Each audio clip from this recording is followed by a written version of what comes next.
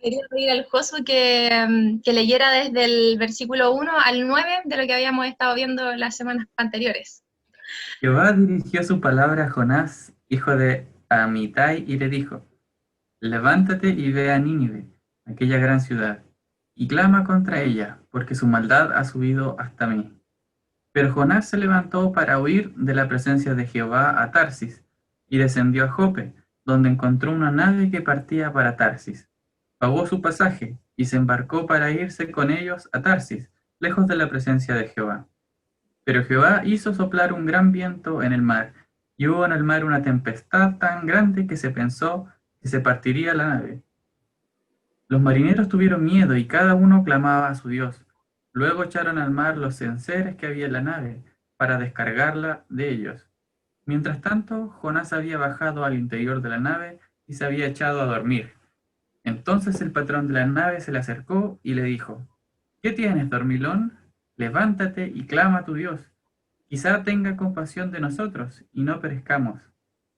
Entretanto, cada uno decía a su compañero: Venid y echemos suerte, para que sepamos quién es el culpable de que nos haya sucedido este mal. Echaron pues suertes y la suerte cayó sobre Jonás. Entonces ellos le dijeron: Explícanos ahora por qué nos ha venido este mal. ¿Qué oficio tienes y de dónde vienes? ¿Cuál es tu tierra y de qué pueblo eres? Él les respondió: Soy hebreo y temo a Jehová, Dios de los cielos, que hizo el mar y la tierra. Ya, muchas gracias. Hasta ahí habíamos quedado el estudio pasado y espero que al leer hayan podido tal vez recordar algunas cosas que hemos visto. Y hoy día lo que vamos a ver, vamos a terminar el capítulo 1 al fin, la desobediencia de Jonás parte 2. Así que voy a compartir pantalla. Ya, hoy día vamos a ver la desobediencia de Jonás parte 2 y vamos a seguir con el versículo número 10. Ya, y dice: Y aquellos hombres temieron sobremanera y le dijeron: ¿por qué has hecho esto? Porque ellos sabían que huía de la presencia de Jehová, pues él se lo había declarado.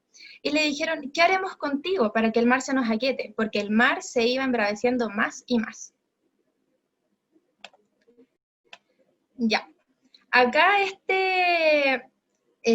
¿por qué has hecho esto? Entendemos que es como una exclamación, como que no es una respuesta que necesita explicación, ¿cierto? Como que qué mal es que has hecho. Y dice que temieron sobremanera, que vino un terror a los marineros, porque Jonás les cuenta que había huido de la presencia de Jehová. Entonces, entonces ellos percibieron que realmente el Dios de Jonás era el Dios de Israel, y era un juez justo, y como que lo confirman como un Dios justo. Y después dice, y le dijeron: ¿qué haremos contigo para que el mar se nos aquiete? Porque el mar se iba embraveciendo más y más. Entonces vemos como que estos eran paganos y eran bárbaros, eran hombres violentos, que ellos actuaban impulsivamente y malamente de forma supernatural. Pero ellos en este momento nos damos cuenta de que como que dicen: hey, no podemos hacer cualquier cosa, sino que le preguntan como: ¿qué haremos contigo para que el mar se nos aquiete? Como que en un momento, tal vez de cierta forma, habían perdonado a un israelita, al cual tal vez sin que hubiese pasado todo esto lo hubiesen echado al mar o lo hubiesen matado, porque él era culpable de esta situación. Entonces aquí se demuestra o da indicios de que ellos actuaron o preguntaron esto porque sintieron cierto temor al Señor, y eso los refrenaba a actuar impulsivamente, sin pensar en las consecuencias. Y el versículo 12 dice: Él les respondió: tomadme y echadme al mar, y el mar se os aquietará, porque yo sé que por mi causa ha venido esta gran tempestad sobre vosotros. Jonás le dice: láncenme. Pero ¿cuáles eran los motivos reales? Como que Jonás habrá estado arrepentido, como estoy muy arrepentido, así que láncenme, o en verdad quería solo morir y quería, o como antes de que obedecer a Dios y ir a Nínive quería solo morir, o estaba sometiéndose a Dios en ese momento. ¿Qué es lo que estaba pasando por la mente de Jonás en ese entonces que dijo: échenme al mar? pero podemos ver como que Jonás en este pasaje, o sea, en este versículo no dice nada como sobre el Señor, no menciona al Señor. Pero lo que sí podemos deducir es como que él empezaba a asumir la responsabilidad de la situación, ¿cierto?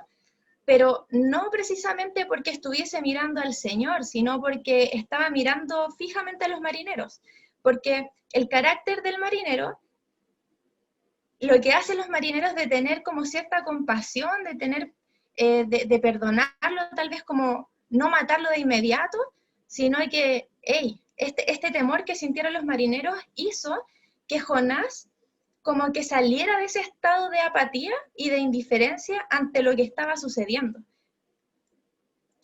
Y podemos entender que Jonás, para poder decir como echadme al mar, nosotros ya sabemos lo que pasa después, pues como que sale un gran pez, prepara Jehová un gran pez, pero en ese momento como que lo más lógico es que él iba a morir si lo echaban al mar. Entonces Jonás estaba como súper desesperado y, y les dice eso porque sabía que obviamente estaba bajo la sentencia de Dios, bajo el castigo de Dios, y que él no podía hacer nada, como que nada más iba a apaciguar la ira de Dios.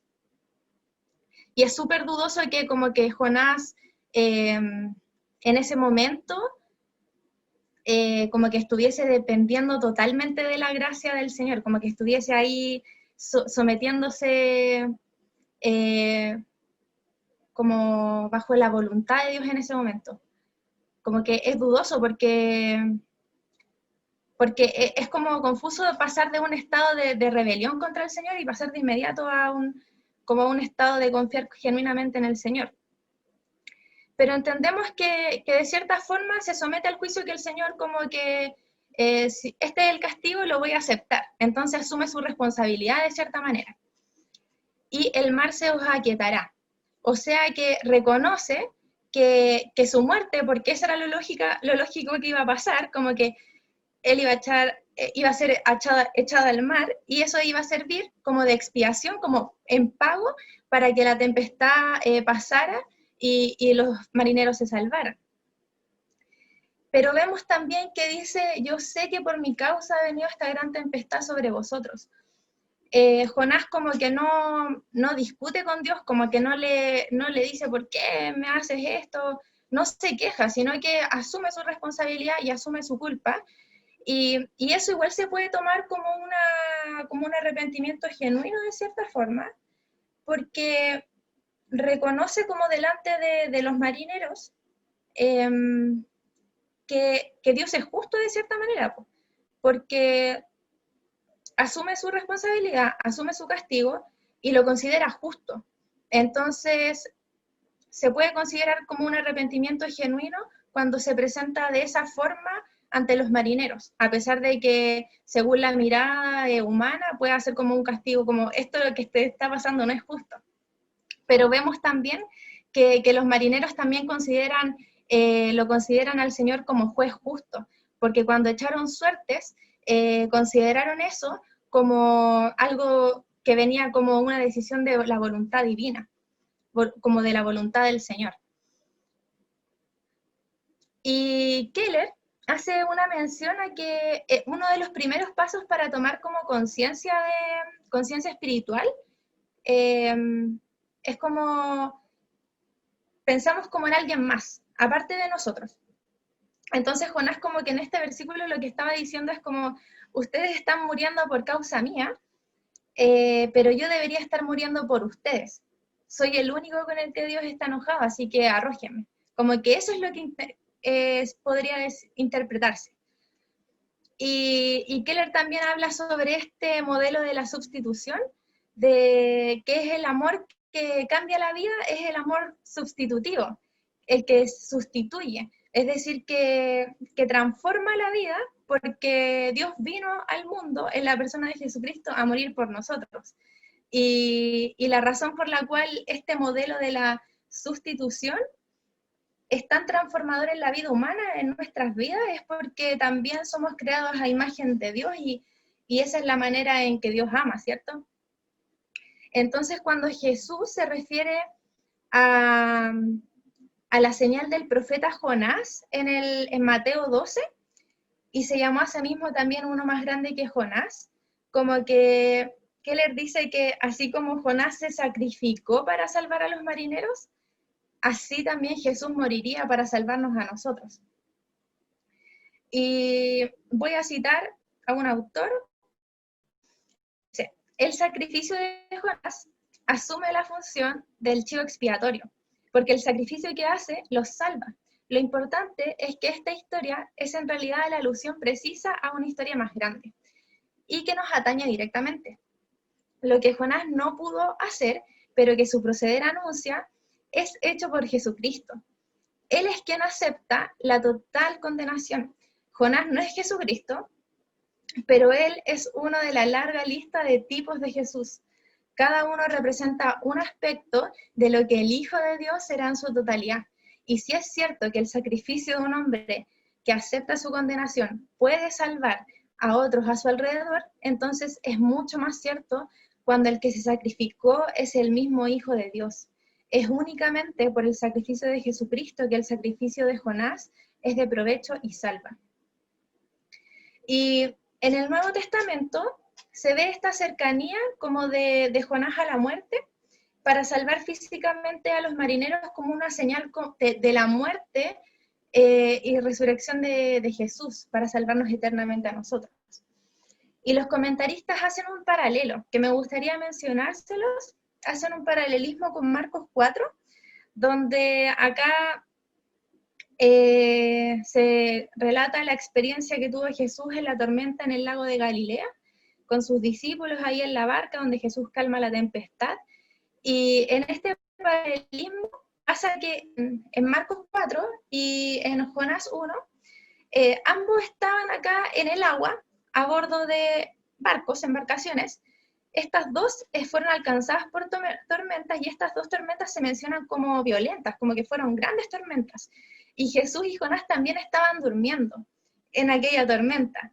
Y en cada uno de los casos, los demás de la embarcación, pensando acá en los marineros, y en Marcos 4 sus discípulos, van hacia el que estaba durmiendo y le gritan que se ahogaría si no hacía algo al respecto.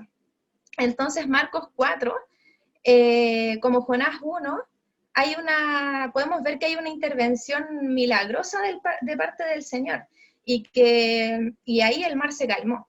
Entonces, finalmente, después de la tormenta, se menciona que tanto los marineros como los discípulos estaban más aterrorizados de lo que habían estado durante la tormenta. De hecho, lo vemos acá, en Marcos 4:41 dice, entonces temieron con gran temor, y se decían el uno al otro, ¿quién es este? Que aún el viento y el mar le obedecen. Y Jonás 1:16 dice, y temieron aquellos hombres a Jehová con gran temor, y ofrecieron sacrificio a Jehová e hicieron votos. Entonces, mediante este paralelismo, como que la disposición de Jonás de morir por estos marineros nos lleva como a entender como este amor sacrificial infinitamente mayor, que obviamente propició una salvación mucho, mucho mayor, como muy, muy grande. Y cuando Jonás les dijo a los marineros que lo lanzaran, que lo echaran al mar, sacrificándose él para salvarlos, quizá estaba presentando el tema central de la Biblia, que Jesús fue a la cruz para pagar por nuestros pecados.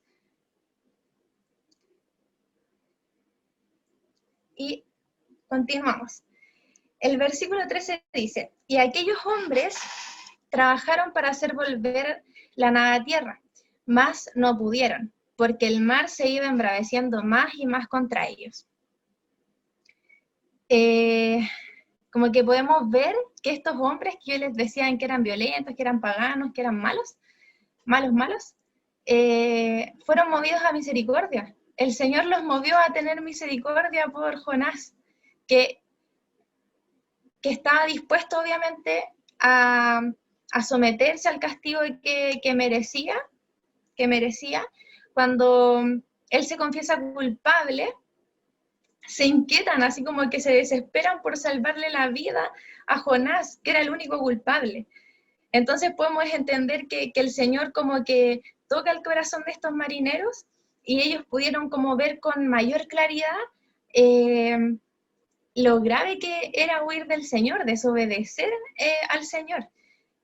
Y, y esta palabra trabajaron como que se traduce más como que se esforzaron, como aquellos hombres se esforzaron para hacer volver la nave a tierra seca, para poder salvarle la vida a Jonás.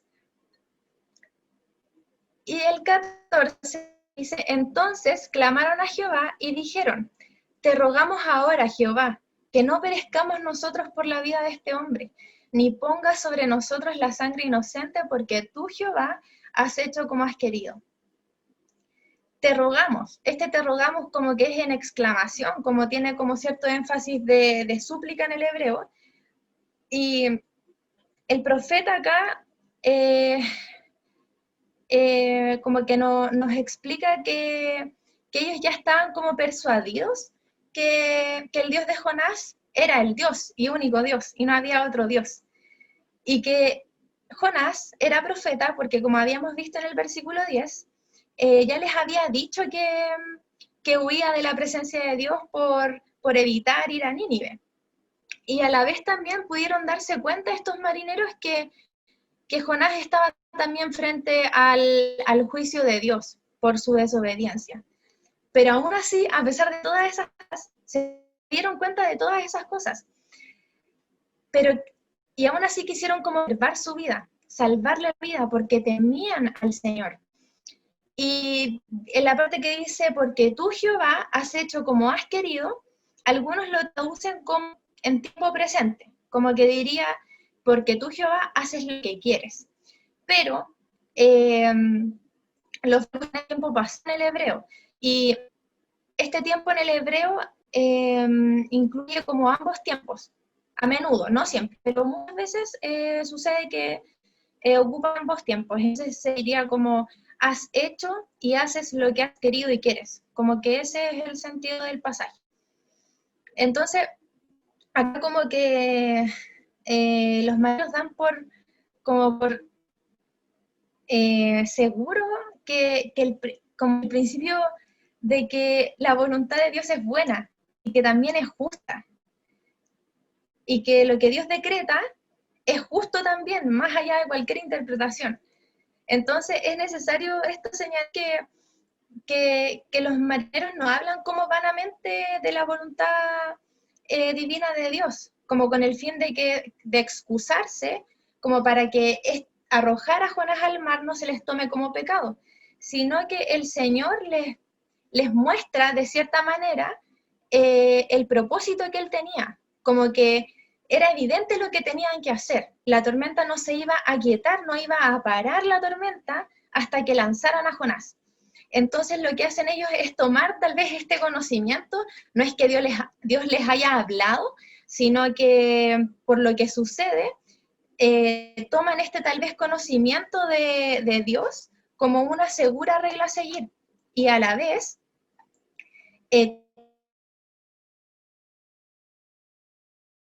corren también a suplicarle, por misericordia, para que no se les contara esto como pecado. Y sigue ahora, y tomaron a Jonás, y lo echaron al mar, y el mar se aquietó de su furor. Como que no pasó que arrojaron al mar a Jonás, y pasó un rato y se aquietó el mar, sino que cesó de inmediato, así, ¡paf!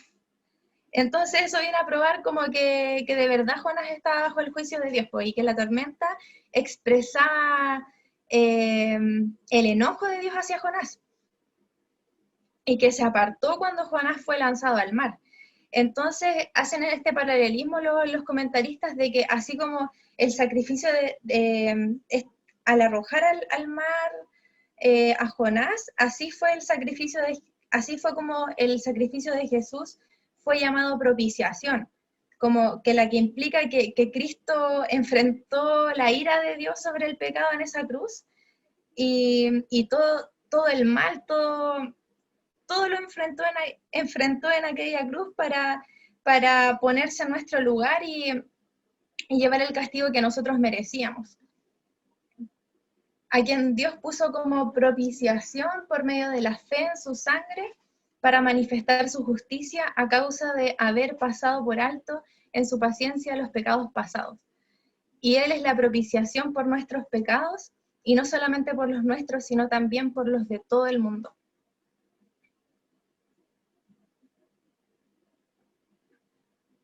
Porque entendemos que negar la ira de Dios sobre el pecado, como que nos priva de cierta forma de una visión completa de la santidad y justicia de Dios.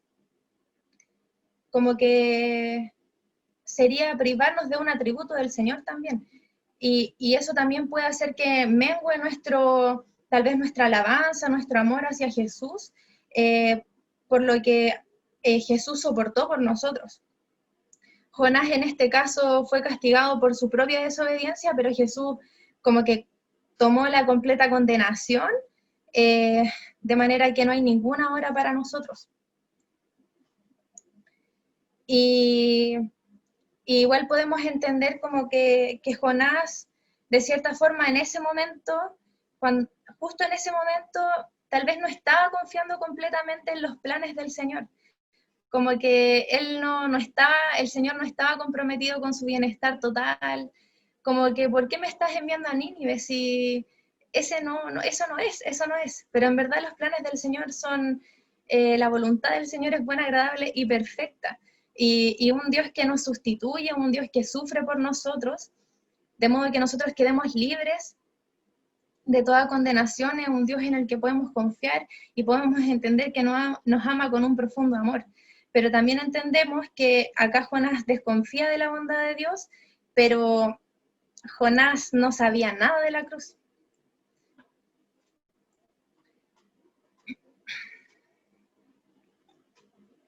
Y sigue en el versículo 16, y temieron aquellos hombres a Jehová, con gran temor, y ofrecieron sacrificio a Jehová e hicieron votos.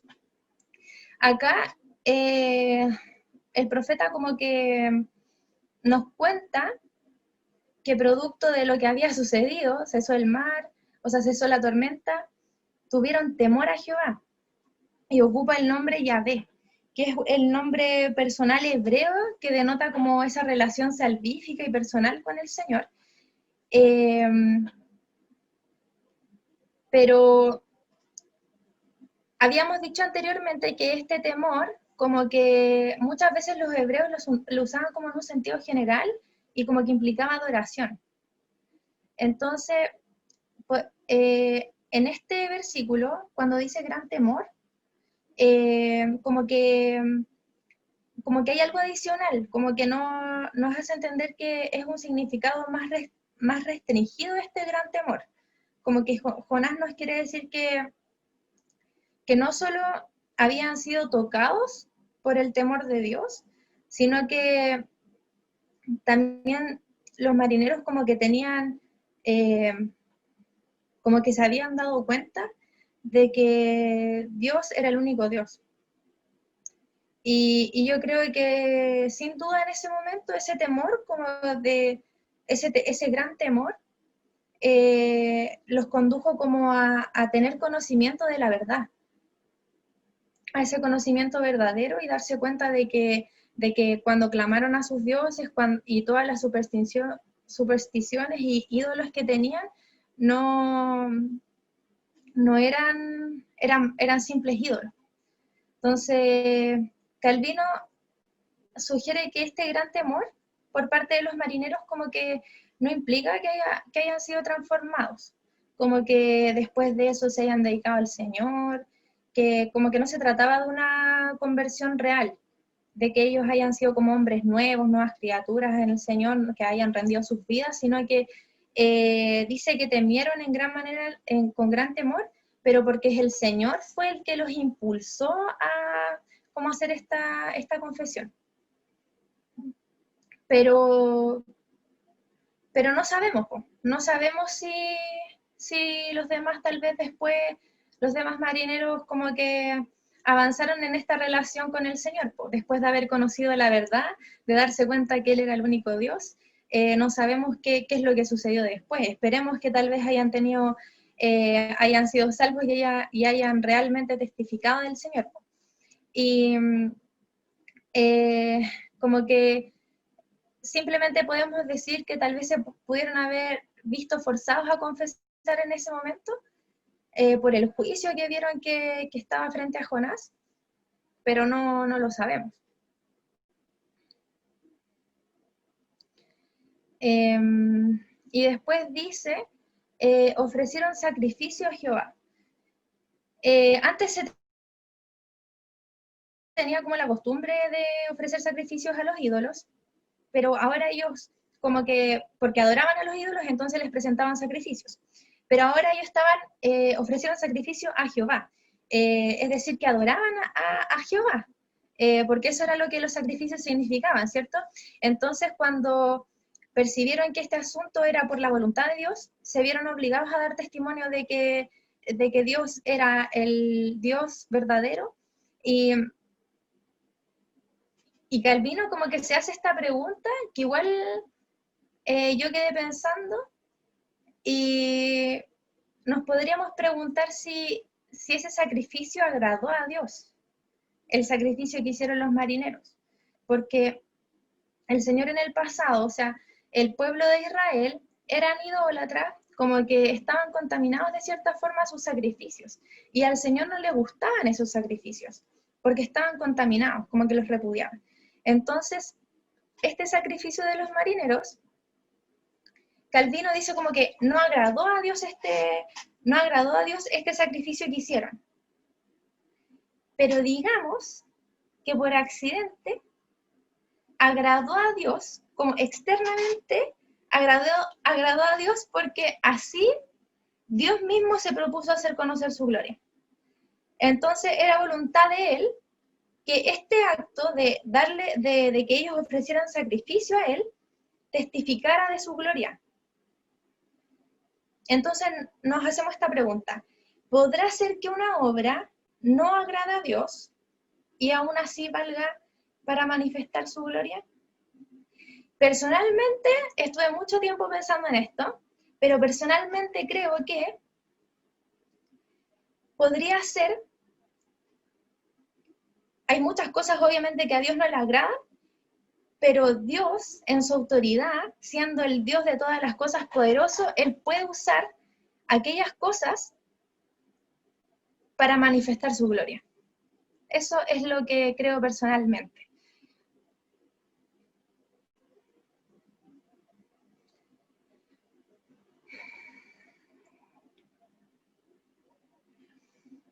Y después dice, hicieron votos a Dios. Y vemos que esto es como en acción de gracias, pues como expresan gratitud para hacer ver que deben a Dios su vida. Entonces es una manera de decir, de cierta forma, que ellos habían renunciado a sus ídolos. Porque cuando uno hace votos, no hace votos así por hacerlos, pues es como prometer algo.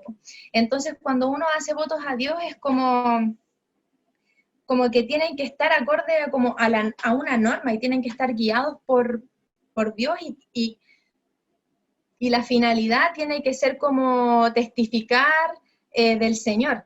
Entonces podríamos entender que hicieron votos a Dios, tiene que ver como que renunciaron a sus ídolos en ese momento, cuando hicieron votos a Dios. Porque ellos antes estaban clamando a sus propios dioses, pero ellos se dieron cuenta de que eso era en vano, que sus vidas en verdad estaban en manos de Dios. Y podemos entenderlo así, pues, como que los marineros hicieron votos porque creyeron que solo Dios podía ser su libertador, que solo Dios podía liberarlos de los males, y así podría también, podría como... Calvino dice como afirmación, como que ellos llegaron después a tierra, a la playa, tierra, y ellos testificaron de que el Dios de Israel había tenido misericordia de ellos. Como que lo plantea como afirmación, así como que eso pasó. Pero la verdad es que no lo sabemos, no sabemos si ellos testificaron. Ojalá que sí, que hayan testificado del Señor cuando hayan llegado a tierra y hayan hablado con otras personas de que el Dios de Israel había tenido misericordia de ellos y que hayan obviamente avanzado en esta relación personal con el Señor. Y el versículo 17, este es el último que vamos a ver hoy día. Pero Jehová tenía preparado un gran pez que tragase a Jonás, y estuvo Jonás en el vientre del pez 3 días y 3 noches. Acá, Jonás, como habíamos visto en la introducción, algunos comentaristas como que estaban en contra de la historicidad de este libro, porque ¿cómo va a ser esto? ¿Cómo va a pasar esto que se trae un gran pez a Jonás? Pero sabemos que como se relata en el libro, se relata como un mero hecho, pues como algo ordinario, como que Jonás no ocupa palabras bombantes y salió un gran pez y se comió a Jonás, o sea, se tragó a Jonás, como que no hace uso de esos recursos. Y ya, ahora déjenme hacer como una recopilación. Como que antes Jonás había sido un adorador de Dios, había servido en el pueblo israelita, era profeta, maestro, antes de haber sido llamado a la misión a Nínive. Y yo creo que como que podemos entender que Jonás como que había desempeñado su oficio fielmente, pues como que se había esforzado por hacerlo. Y Calvino dice como algo así como que ya que vemos esto, como que creemos que Jonás sirvió fielmente en el pueblo de Israel y hacía un buen servicio. Dios lo envió porque sabía que él era el idóneo para la misión. Idóneo, el idóneo para la misión, el perfecto, no había otra persona capaz de poder hacer esta misión. Pero creo también que, como ligado a esto, que este idóneo no quiere decir como que Jonás fuese perfecto, como que Jonás fuese, no, Jonás ha servido tan bien que él en verdad no tiene ninguna debilidad, tiene puras fortalezas, como que no es que Jonás fuese perfecto, sino que era idóneo en el sentido de que el Señor quería tratar con Jonás y la misión era perfecta para Jonás porque iba a tratar con las cosas que estaban arraigadas en el corazón de Jonás. Entonces, en ese sentido, es idóneo para la misión. Y podemos ver este contraste, que Jonás se había esforzado por servir al Señor en su vida fielmente, así como se esforzó, hizo bien su servicio al Señor, pero ahora vemos que había sido arrojado al mar, así como echado de la sociedad, así como expulsado, exiliado. Entonces, como que tal vez Jonás pensaba todo el tiempo y decía, pero ¿por qué me pasa esto? ¿Por qué el Señor me trata de esta manera? Él era consciente y sabía que el Señor obviamente estaba oponiéndose a su desobediencia y que estaba obviamente descontento con lo que estaba haciendo, pero Jonás solamente quería morir, pero no acababa de morir cuando ya estaba de nuevo en otro problema, entonces era como duro de matar, como que yo creo que la mente de Jonás de verdad, de hecho ahora voy a citar a Calvino que dice, es seguro que ninguno de nosotros puede comprender y mucho menos dar a entender por medio de palabras lo que debió haberle pasado por la mente a Jonás durante aquellos 3 días. Ninguno de nosotros puede comprenderlo, lo que pasó por la mente de Jonás en esos 3 días. Y dice, Jehová tenía preparado un gran pez para que tragase a Jonás. Y preparó, o sea, tenía preparado, es como del verbo preparó, que en hebreo significa distribuir, arreglar, poner en orden, proveer, preparar. Y como que este verbo en sí no incluye como una idea de creación, porque hay algunos que se preguntan, así como si Dios creó un pez para recibir a Jonás, como que lo creó en el momento. Si justo en ese momento lo creó. Pero el significado como que esta preparación tenía preparado, como que puede implicar también como el acto de creación, pues, como de que alguien creó porque preparó, antes de preparar algo tienes que haberlo creado, como el caso de la calabacera, pues como vemos acá en Jonás 4:6, se ocupa el mismo verbo, y es, y preparó Jehová Dios una calabacera, en el capítulo 4. Y vemos como que en el mismo caso, en los dos casos es como un acto divino, pues no es como algo natural, pues porque la era como que en una sola noche creció para darle sombra a Jonás, y, y ahora también con el pez sucede lo mismo, pues quizás se hallaba como justo el pez estaba, justo estaba en esa parte del mar, o tal vez no estaba en esa parte del mar, como que producirlo, haberlo producido, haberlo preparado y traerlo hasta este lugar, hasta esta barca, justo cuando fue arrojado, es un acto milagroso de igual forma, pues, como que, como si hubiese, como que no tiene sentido redundar en que si lo creó o lo preparó, como que se deben aceptar o aceptar ambos, ¿cachai? Como que los comentaristas se hacen como la pregunta y tratan de, como de seguir buscándole un significado, pero en verdad eh, esta preparación también implica como un acto creador. Y como que debemos atribuirle como a cada parte del relato como atribuirle esta intervención divina por parte del Señor, porque no se sujeta al curso natural de las cosas. Y hay quienes también muchas veces, no sé, pues tal vez cuando chicos o también hemos escuchado tal vez ahora, que dicen que fue una ballena. ¿Y por qué hacen esta como suposición? Porque en Jonás, o sea, porque en Mateo 12:40, cuando se dice, porque como estuvo Jonás en el vientre del gran pez, ese gran pez en griego es ketos, se ocupa la palabra ketos, que es un término general como aplicado a un pez grande, y no significa necesariamente ballena, y algunos lo tienen como ballena, pero no necesariamente así. Y podemos entenderlo de esa manera. Pero lo que sí cabe preguntarnos, como que sí es importante preguntarnos, es cómo también Jonás permaneció así como sin daño alguno dentro del gran pez. Como que eso sí ya no se sujeta al curso natural de las cosas. De hecho, Calvino menciona a un autor que se llama William Rondelet, y él escribió un libro de peces marinos, y él concluye en su libro que probablemente fue un pez llamado lamia. Lamia. Y yo estuve investigando y dije, ¿qué será esta cuestión, po? Y estuve buscando y caché que era como un tiburón, como un tipo de tiburón que se llama tiburón lamia, pero que es muy grande. Y de hecho, este William Rondelet dice que él mismo vio a este pez lamia, y dice que tiene como una barriga espaciosa, así como bien grande, y una boca súper ancha.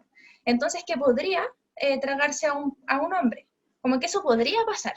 Y de hecho, en la historia, mencionan ahí como que en la historia ha pasado. Como que este pez lamia se ha tragado a un hombre. Eso ha sucedido en la historia. Pero, ya, entonces concluye Calvino. Como que dice, entonces podemos concluir que una ballena o un lamia o algún pez que desconocemos, que no sabemos, podría tragar su nombre. Eso podría pasar, pero lo que no puede pasar, lo que de verdad es irreverente, es como permanecer vivo en el interior del pez. Entonces, no es en vano, como que no es porque sí que el Señor diga que Jehová preparó un gran pez para que se tragase a Jonás. Este preparó, es como que lo preparó para este propósito en concreto. Y vemos cómo también el Señor, cómo Dios en toda esta historia dispone circunstancias en un momento para enseñarle a Jonás algo que necesitaba saber. Porque todo lo que sucede en este libro no es porque sí, algo, el Señor todo lo usa para enseñarle algo a Jonás. Y me gustaría terminar con esta cita que dice: las grandes lecciones que hemos aprendido en la vida son el resultado de las grandes misericordias de Dios. Fueron momentos difíciles o incluso insoportables en el momento, pero más tarde produjeron mayor bien en nuestras vidas de lo que pensábamos. Este gran pez que se traga a Jonás es un ejemplo de esta abundante misericordia, de que salva la vida de Jonás, pero aún sigue prisionero, ¿cierto?